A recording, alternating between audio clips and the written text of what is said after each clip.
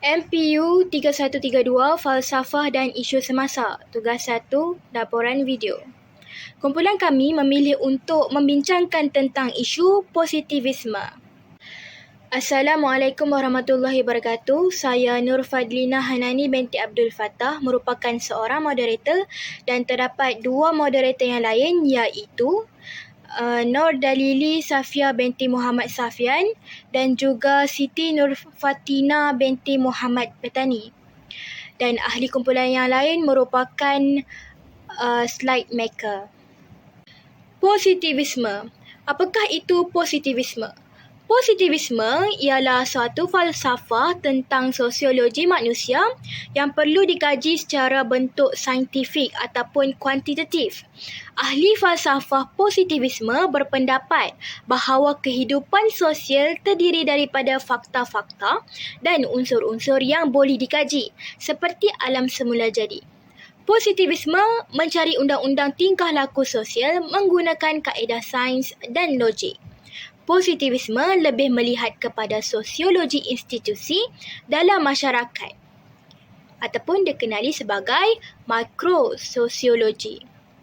Mari kita lihat definisi positivisme mengikut sarjana barat.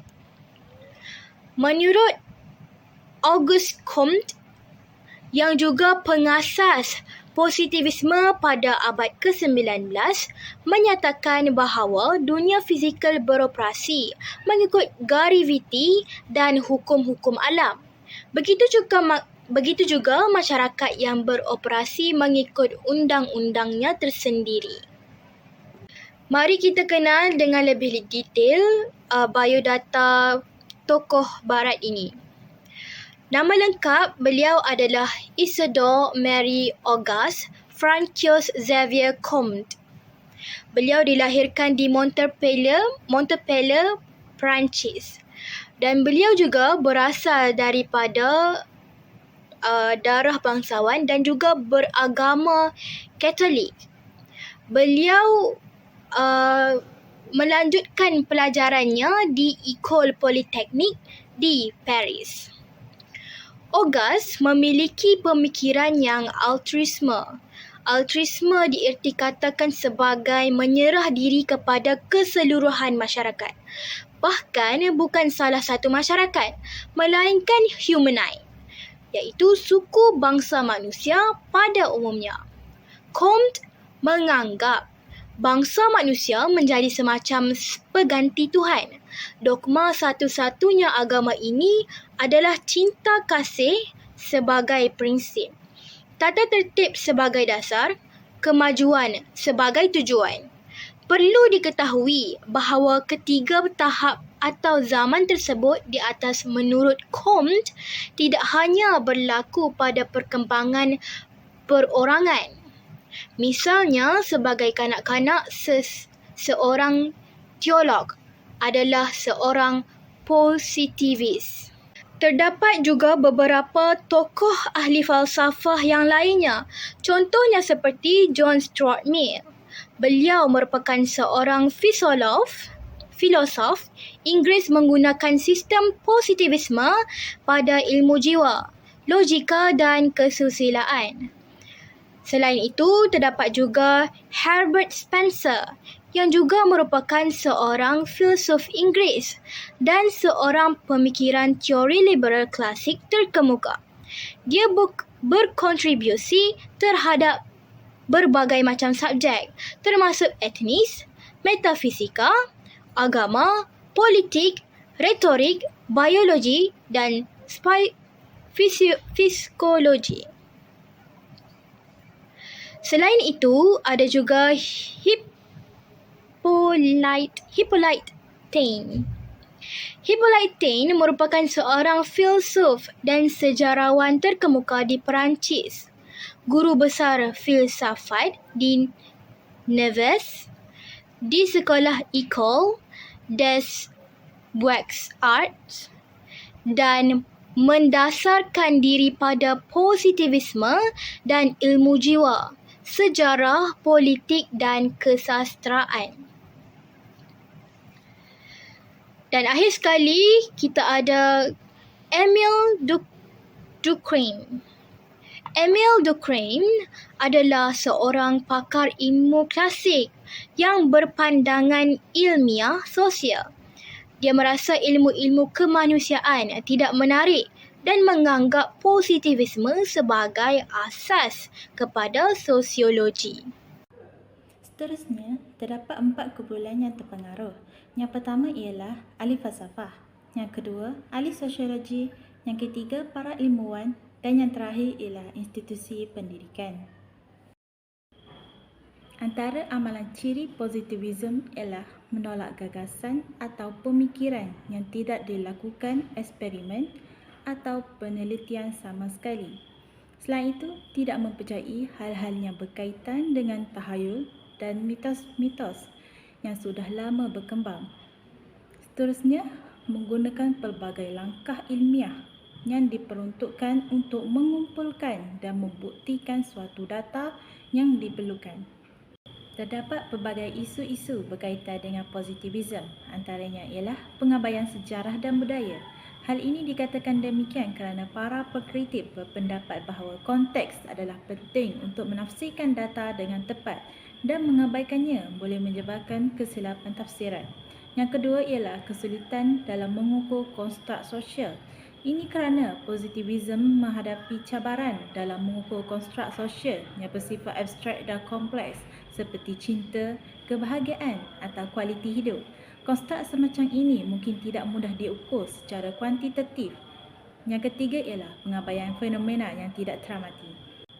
Positivisme menepukan kepada fenomena yang boleh diamati dan diukur, mengabaikan aspek-aspek penting yang tidak boleh diamati namun tetap mempengaruhi seperti pemikiran, niat atau proses psikologi tertentu. Antara tindakan kumpulan yang dipengaruhi positivisme ialah penekanan ke atas fakta dan data berdasarkan pengukuran. Positivisme mendorong kumpulan untuk mengutamakan pengumpulan data yang boleh diukur dan diuji secara saintifik. Ini boleh merangkumi penggunaan statistik, eksperimen atau kaedah-kaedah lain yang objektif. Seterusnya, penggunaan kaedah saintifik. Positivisme mewujudkan keperluan untuk menggunakan kaedah saintifik dalam penyelidikan yang sistematik dan bersifat empirikal untuk mendapatkan maklumat yang tepat dan boleh disahkan. Di samping itu, objektiviti dan neutraliti. Pendekatan positivisme menekankan objektiviti dan neutraliti dalam penyelidikan. Oleh itu, kumpulan yang menggunakan pendekatan ini akan berusaha untuk mengelakkan sebarang pengaruh perasaan atau pandangan peribadi yang boleh memengaruhi hasil penyelidikan.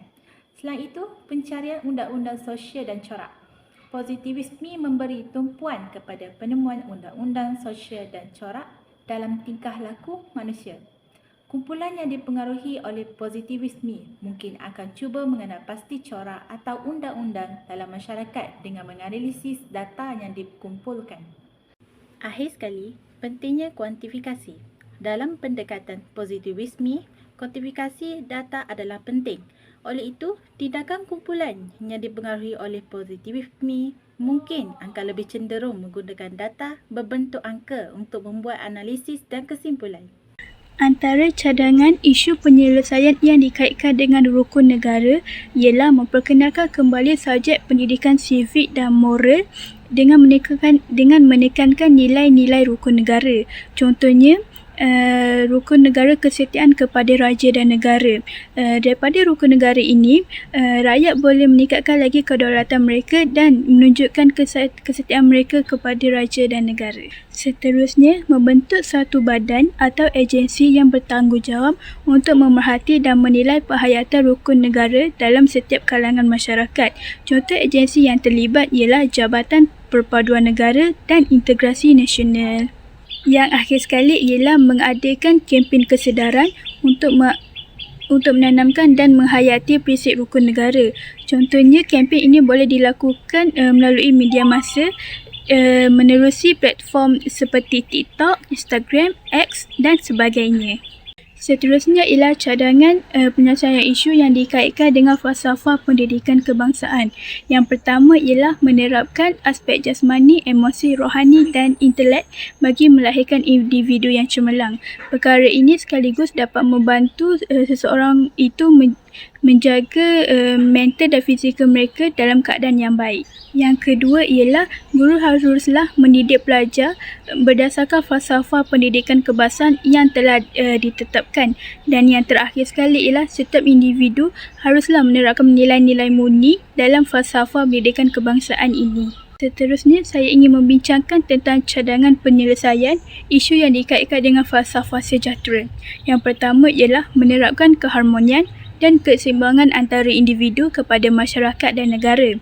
Seterusnya, menghayati dan mengamalkan kepentingan perpaduan kaum dan yang akhir sekali ialah bertanggungjawab kepada diri, masyarakat dan negara.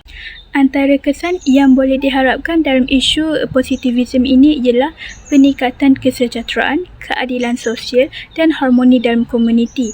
Perkara ini dapat memberikan kesan positif kepada masyarakat sekeliling. Seterusnya ialah peningkatan kualiti kehidupan, penurunan kadar kemiskinan dan peningkatan akses terhadap pendidikan serta perkhidmatan kesihatan. Seterusnya, membawa peningkatan produktiviti, kebahagiaan dan perkembangan yang mampan dalam jangka masa yang panjang. Dan yang akhir sekali ialah mengukuhkan perhubungan sosial dan merangsang pertumbuhan ekonomi yang stabil.